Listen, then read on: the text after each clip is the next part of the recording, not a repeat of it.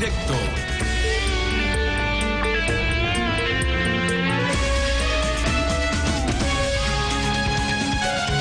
Alfredo, buenos días, ¿qué tal? Muy bien, Gaby, buenos días. Buenos días a todos. Desde el año pasado, el Ecuador ha reanudado sus relaciones con el Fondo Monetario Internacional y mantenido consultas sobre su política económica. Se han revisado los logros obtenidos en la bonanza y los problemas surgidos por el desbarrancamiento del petróleo. Pero esta consulta no implica acuerdo alguno. Al respecto, en el conversatorio de la semana pasada, una estudiante universitaria le preguntó al presidente Correa sobre esta posibilidad y él dio su respuesta. Veamos. ¿Está de acuerdo con algunas de las sugerencias que ha expuesto el Fondo Monetario Internacional en cuanto a política económica? ¿Solicitaría créditos al Fondo Monetario Internacional de ser necesario? ¿Y cómo evitaría que ese crédito imponga condiciones al gobierno para reformular política económica? Si es que nos da crédito el Fondo Monetario, muchas gracias. Condicionamiento, jamás, señores. Y si coincidimos en algunas cosas, que son cosas técnicas, que las hacemos porque creemos que es necesario, no porque el Fondo Monetario nos haya dicho o nos haya recomendado algo. Alberto Dajik, director del Centro de Estudios Económicos de la Universidad Espíritu Santo. Buenos días, bienvenido a Contacto Directo. Buenos días, Alfredo. Cuando hay problemas de balanza de pagos, no pasar por el Fondo Monetario es como ir a terapia intensiva y pedir que le pinten las uñas. El Ecuador es uno de los 188 estados miembros del FMI. En la página web del fondo se indica que otorga financiamiento con el fin de dar a los países miembros margen de maniobra para corregir sus problemas de balanza de pagos. Las autoridades nacionales, en estrecha colaboración con el FMI, formulan programas de ajuste respaldados con financiamiento del FMI. La continuidad del respaldo financiero está condicionada a la implementación eficaz de estos programas. En la situación actual del Ecuador, ¿es este ya el caso? Alfredo, como lo hemos mencionado en muchas ocasiones, como lo expresé en la conferencia que dicté en la Universidad de Espíritu Santo hace ya algún tiempo, donde se propuso un programa completo para salir de esta crisis de la cual podemos estar contentos de que se la puede manejar, de que el país puede salir adelante. Eso es la mejor noticia que tenemos, que como lo he analizado, no es realmente la caída del precio del petróleo, sino el conjunto de medidas que se vinieron tomando, el modelo económico aplicado, y por lo tanto se lo puede cambiar.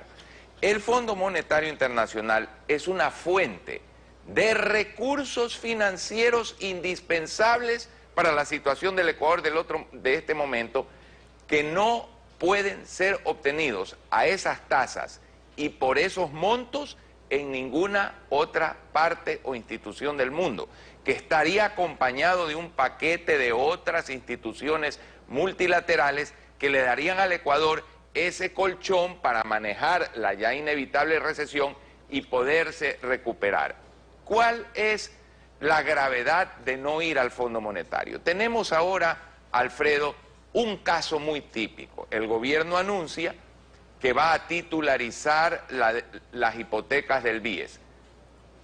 Quien habla propuso hace mucho tiempo que esa era una de las alternativas, no solamente titularizar las hipotecas del BIES, inclusive las del sector privado, en la banca privada, flujos de fondos de los organismos seccionales que también pueden ser titularizados, flujos como los de la Junta de Beneficencia de Guayaquil, flujos como los de la Metrovía, pueden todos ser titularizados y colocados en el mercado internacional. Pero ¿cuál es el problema? Que dado el riesgo país que existe hoy día, esas titularizaciones no se podrían colocar, o de colocarse serían a un enorme castigo, con una pérdida patrimonial inaceptable. ¿Por qué tenemos ese riesgo país? Porque no estamos dentro de un programa de recuperación. Mire usted, Alfredo, los bonos del Magisterio Nacional, a los maestros se les pagó su jubilación con un bono, se venden con 20-25% de descuento por ese riesgo país. Es decir, si un maestro necesita su dinero, quiere su dinero, tiene que perder la cuarta parte, el 30% de su patrimonio de esa liquidación. O sea, está claro que realmente es el Fondo Monetario quien puede proveer de esos recursos que necesite el Estado. Sino que hay un mito respecto al fondo, hay malos recuerdos respecto del fondo, y entonces, cuando se habla de las dificultades económicas ajenas al derrumbe petrolero, por ejemplo, usted se ha referido al exceso de inversión pública.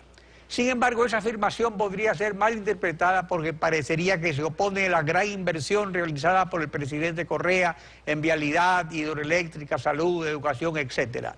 Y eso pues preocupa a la gente, que un programa con el fondo vaya a traer situaciones indeseables. Ahora, respecto a esto de las inversiones a las que usted se refirió, exceso de inversiones, ¿no sería más preciso hablar de algunos tramos de inversión pública de mala calidad realmente? Hay las dos cosas.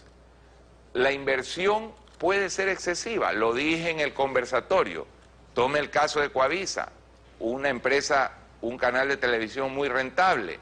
Si los dueños, los directivos, los ejecutivos deciden invertir 300 millones de dólares en un canal en la frontera, lo que va a suceder es que va a quebrar Coavisa, porque no es rentable, o porque va más allá de sus capacidades, porque aunque una inversión sea rentable, si va más allá de las capacidades de absorción de una economía o de una empresa, se va a dar lo que se está dando en el Ecuador. Yo jamás he dicho que la inversión sea mala. Yo lo que sostengo es que el Ecuador sobreinvirtió y que debió haberlo hecho con inversión extranjera, compartiendo el riesgo. Y quiero aprovechar aquí para decir que las titularizaciones, Alfredo, porque hay, de las muchas cosas que he sugerido, hay dos cosas que me preocupan mucho que se puedan utilizar mal o malinterpretar. Una, las titularizaciones, y dos, el arbitrio cambiario, sobre el cual voy a estar discutiendo y explicando en algunos medios de comunicación la próxima semana. Las titularizaciones no pueden ser utilizadas fiscalmente. No puede el BIES titularizar, emitir papeles que se pueden colocar en el mercado internacional cuando el riesgo país se recupere, no como está ahora, para que con eso el Estado se financie. Ese dinero es para seguir haciendo vivienda, para reactivar la economía, pero no para darle al Estado fondos, porque esos no son fondos del Estado. Y eso debe quedar muy claro. El presidente Correa reformó la ley sobre la que se implementó la dolarización, y entre otras cosas se dispone el manejo de la reserva de libre disponibilidad a través de regulaciones de la Junta de Política y Regulación Monetaria y Financiera sobre excedentes de liquidez, que muestran los reportes del Banco Central respecto a lo que el gobierno llama excedentes de liquidez en la reserva de libre disponibilidad, fondos de la banca privada, del IES, de los gobiernos autónomos descentralizados. A ver, esto, Alfredo, es crucial y es una mala noticia que es parte de la buena noticia.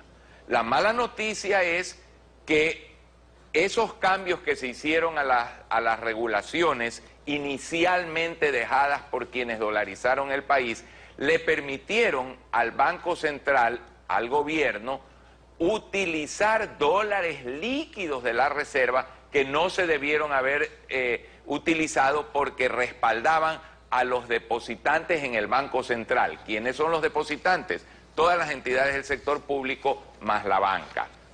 Ese cambio de regulación fue mucho antes de la caída del precio del petróleo, y ya para enero del año 14, antes de la caída del precio del petróleo, se había perdido más de 3.000 millones de dólares de liquidez de la reserva. Entonces, eso hay que recuperarlo, porque no puede un sistema dolarizado operar sin un excedente de liquidez, sin tener mucha reserva. Hoy estamos viendo por qué eso no se puede hacer. Es decir, la mala noticia de que no existe en el Banco Central la reserva líquida que debería existir es también una buena noticia, porque indica que como fue esto hecho antes de que el precio del petróleo cayera, es el modelo económico el que produjo esto y hay que cambiar el modelo. Y por lo tanto podemos salir de esta crisis. Pero hablando de modelos, también, por ejemplo, se habla del modelo exitoso del municipio de Guayaquil. Y acaba de aprobar un presupuesto 2016 con ingresos Por recursos propios, 179 millones, equivalentes al 25.34%. Por rentas de ley a través del gobierno, 283 millones, el 40%. Por saldos de caja, bancos y cuentas, 187 millones, equivalente al 26%. Y por financiamiento por préstamos, 58 millones de dólares, 8.20%. Todo este dinero está depositado en el Banco Central. De acuerdo a la legislación vigente, esta liquidez, ¿puede el municipio de Guayaquil convertirse en prestamista del gobierno? ¿Sería saludable una relación de este tipo como la que ha tenido el BIES? ¿Sería esta una de las creatividades de las que habló el presidente para cubrir el bache financiero de fin de año?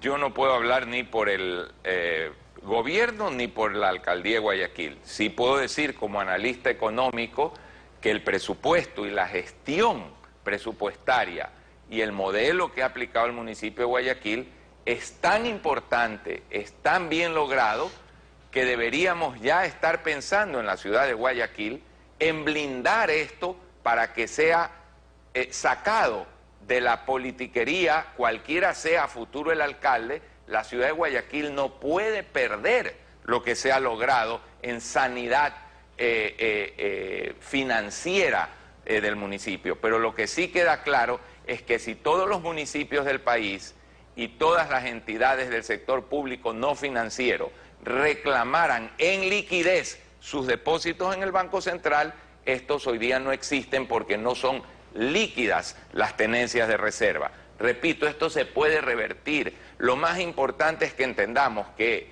si vamos al Fondo Monetario, logramos un acuerdo, establecemos un programa, la credibilidad y la confianza tan fundamentales se recuperan. Recuperada la confianza, ahí sí cosas como la titularización, no para darle dinero al gobierno, sino para reactivar la economía, pueden funcionar. Ahí sí un arbitrio cambiario como el que hemos estado discutiendo para apoyar al sector exportación, que tampoco sea fiscal, que tampoco sea confiscatorio, que tampoco le dé un control de cambios al Banco Central, puede funcionar. Pero si no hay un programa, Alfredo, usted no puede ir, usted habló de terapia intensiva, usted no puede ir a terapia intensiva cuando está mal a decirle al intensivista, bueno, yo solo tomo de las 9 cosas que usted me tiene que hacer para sacarme adelante, solo póngame la número 2, la mitad de la número 4 y la tercera parte de la número 8, porque no va a funcionar el tratamiento. Ahora, mitos, prejuicios y lugares comunes repetidos automáticamente son típicos de la política ecuatoriana y sus cálculos electorales. Estamos como nación ante una coyuntura de crisis en que hay que salvar lo ganado en la bonanza, reducción de la pobreza fundamentalmente. ¿Es posible diseñar un acuerdo con el FMI que evite reeditar amarguras y decepciones anteriores? Por supuesto, es cuestión de negociarlo bien, es cuestión de tener una visión positiva de la economía ecuatoriana, que no puede darse, Alfredo, en un país en el cual se siembre miedo, en un país en el cual haya un sobrecontrol de la economía. Hoy día he visto en Diario El Universo un cuadro que sale en el que se pone el número de horas que se dedica en el Ecuador un empresario a pagar impuestos y es impresionante comparado con otros países. Estamos en una economía sobreregulada, ya lo hemos dicho. Hay que desamarrar tanto amarre que se le ha puesto a la economía ecuatoriana. Hay que tener un modelo que mire hacia afuera, que evite estas grandes distorsiones de favorecer producciones ineficientes, de no pensar realmente en la productividad y en la eficiencia. Se puede sacar al Ecuador adelante, pero como usted lo dijo, sin los mitos, sin tener este tabú, este otro tabú, ya despolitizar los grandes objetivos nacionales como lo ha hecho Chile y se lo dijo en el conversatorio que tuvimos la semana pasada. Alberto Dajel, gracias por acompañarnos en Contacto Directo.